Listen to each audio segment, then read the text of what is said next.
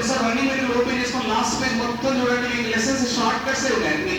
నీటి అందాలు, సాలార్జన్ bullet points ఇచ్చారు. అదే అందులో అడుగుతారు. ఎందుకంటే దాంట్లో సోది ఇవన్నీ అడగరు అనమాట. ఓన్లీ లెసన్స్ లో ఉన్న ప్రతి టాపిక్ కంటెంట్ మీదనే అడుగుతారు. ఎవరి దగ్గర ఉంటే ఒకసారి బట్టి మళ్ళీ ఈ విషయం డౌట్ అడగదు బయటకు వచ్చినట్టు.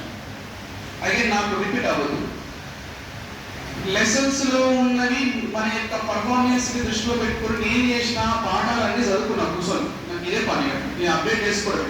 బాల భీముడు అనే లెసన్ ఉంటుంది 3వ తరగతిలో. అడగను, అడిగినా కూడా అందులో ఇంపార్టెంట్ పాయింట్స్ అని ఒక పేజీలో ఇచ్చేసిన. నువ్వు బాల భీముడు చదవాల్సిన అవసరం లేదు, ఇవే పాయింట్లు వస్తాయి. రెండోది ఏముంది, అమ్మ అనే పాఠం ఉంది, అసలు అడగరు. అడిగినా కూడా అన్ని ప్రతి రంజాన్ అనేటువంటి లెసన్ ఉంది, దాంట్లో ఇంపార్టెంట్ పాయింట్స్. అంటే పాఠ్య పుస్తకాలు ఏమీ చదవకుండా జస్ట్ ఇవి చదువుకుంటే చాలు, ఆటోమేటిక్ గా మ్యాటర్ దిగాల్సింది.